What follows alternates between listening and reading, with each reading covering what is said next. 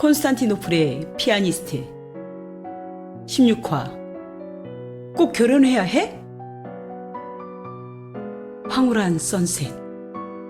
해가 절정으로 물들어가고 있었다. 황금색의 잘 손질된 머리는 지는 태양빛을 받아 붉은빛을 띠며 찬란히 빛나고 있었다. 그를 둘러싸고 있는 사람들보다 머리 하나는 더 큰 아몬 황태자는 약간은 거만한 투로 스테파니 공주 일행을 내려다보며 좀 전에 하고 있던 생각에서 빠져나왔다. 왜 아버지는 이 결혼을 밀어붙였을까? 아무리 정략 결혼이라 하지만. 못마땅한 속내를 감추고 검은 베를 쓰고 거의 보일락말락한 얼굴을 하고 있는 라트리아 공주를 바라봤다. 신비스럽게 감춰진 그녀의 얼굴. 마차에서 내린 그녀는 아몬을 향해 고개를 잠시 드는 듯하다 두 손을 들어 천천히 베일을 걷어 올렸다. 감춰졌던 얼굴이 서서히 드러나고 있었다. 이젠 베일이 머리 위로 완벽히 올려진 상태에서 이국적인 그녀의 얼굴이 적나라하게 드러나고 있었다. 일순, 귀족들의 얼굴은 굳어지고 반대로 황태자 아몬의 입가에는 묘한 미소가 번지기 시작했다. 라트리아 왕국 스테파니 라 비레트 공주님이십니다. 옆에 서있던 조지 공작이 일부러 목소리의 톤을 높여 공주를 소개했다. 약간은 경직된 얼굴과 뻣뻣한 자세는 거만해 보이게 만들었다. 일부러 거만한 모습을 보이는 것이 다음 황제가 될 사람이 취해야 할 모습이라 생각하겠지? 30살의 장미수 눈에는 그의 속내가 뻔히 보였다. 현존하는 국가 중 가장 강력한 제국의 다음 자리를 이을 황태자답게 적당히 거만한 모습과 황태자의 붉은색의 제복은 초록색의 눈과 완벽한 조화를 이루고 있었다. 어린 것이. 잘생긴 거 인정한다. 보이지 않는 속내. 21세기 장미수로 생각하고 행동하고 있었다. 가끔 위기에 상황이거나 급박할 때는 스테파니인지 미수인지 아니면 그 둘이 섞여 있는지 알 수는 없었지만 또 제3의 또 다른 누군가가 나타나 혼란스럽기도 했다.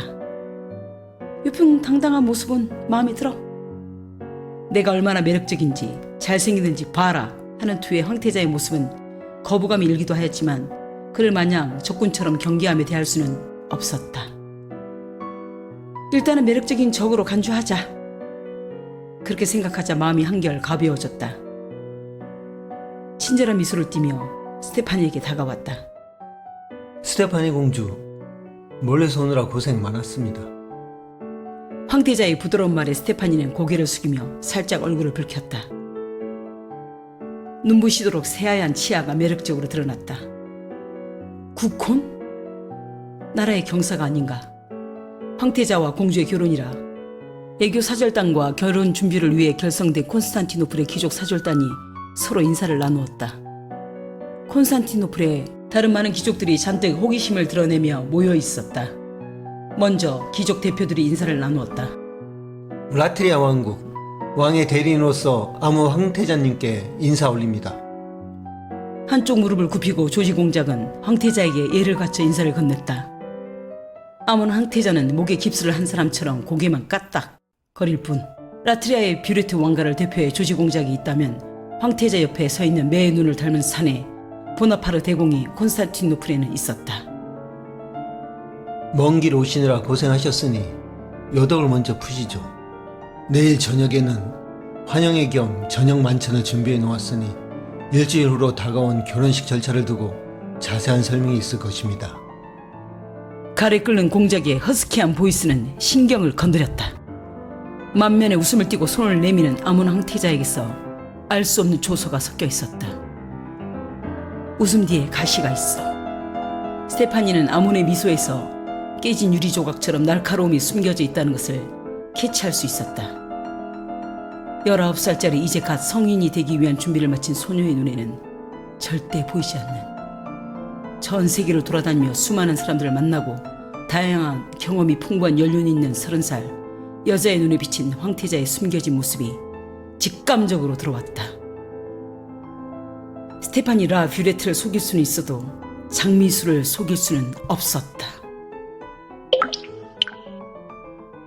침대에 널브러져 버렸다. 손가락 하나 까딱할 힘이 없었다. 다친 팔은 욱신욱신 쑤셨다. 발달된 현대의학을 톡톡히 누린 사람으로 이렇다 할 항생제가 없는 중세에서는 제대로 치료를 할 수 없어 고통이 몰려왔다. 평범한 상처도 아니고 개수에게 당한 상처라면 치료 방법이 있기나 한 건지. 콘스탄티노플 본궁에서 한참 떨어진 한적하고 사방 조망이 좋은 작은 별궁을 결혼 예식을 치르기 전까지 임시처소로 사용하기로 하였다. 감탄이 안 나올 수가 없어.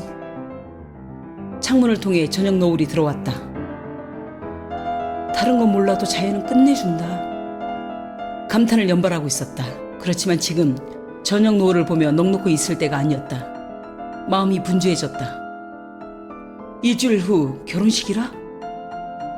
침대에 자세를 굳혀 앉았다. 자신도 모르게 자꾸 한국말이 튀어나왔다.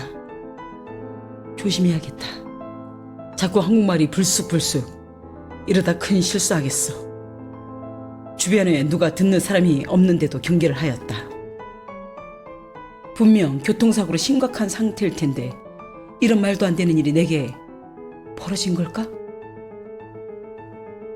혼자 있게 되자 처음엔 정신이 없어서 넘어갔던 일들이 방해받지 않는 시간이 돌아오자 끝도 없는 의문점이 실타리처럼 얽혀 풀리지가 않았다. 무엇 때문일까? 왜 이런 미스테리한 일이 벌어진 걸까? 하고 많은 사람 중에 하필 나에게. 죽을 것 같이 피곤한 몸을 침대에서 억지로 일으켜 세웠다. 침대에서 내려와 방 안을 산만하게 서성거렸다. 과거로 회귀. 19살의 나이 어린 여자, 그것도 공주로. 한 번도 본 적 없고 만난 적도 없는 미지의 사람과 결혼이라는 제도에 평생 묶여 살아야 한다? 단 한 번의 기회, 일생일대의 순간, 전 재산을 올인한 도박판에 서 있는 듯 팽팽한 긴장감이 온 신경을 찌르는 것만 같았다. 거기다 불안감이 더해져 몸소리 쳐질 정도였다. 아이고 공주님, 어렸을 적 3만 원 버릇이 또 나오면 어떡해요? 깜짝 놀라 뒤돌아봤다.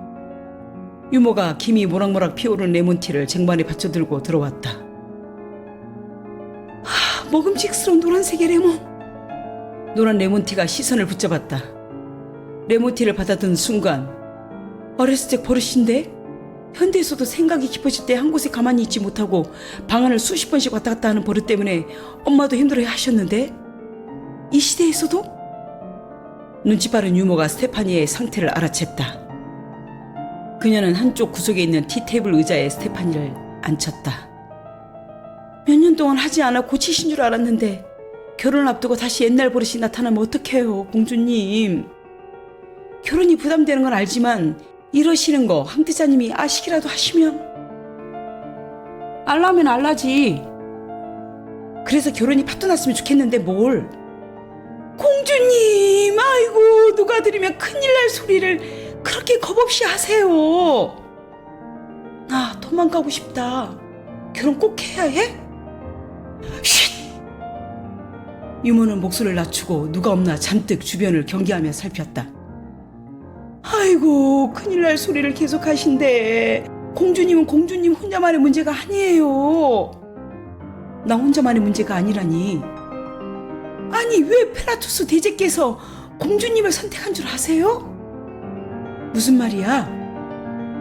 공주님이 하고 싶어서도 아니고 나라와 나라 간의 동맹 차원에서 결혼보다 더 좋은 방법이 없다는 거 공주님도 어리지만 아시잖아요. 정략결혼 맞잖아. 이 상황이 너무 싫다, 싫어.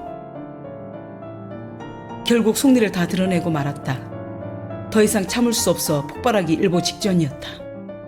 21세기를 살아온 여성에게 이런 식의 결혼식이 마치 노예시장으로 팔려가는 것 마냥 너무 부담스러워 미칠 지경이었다.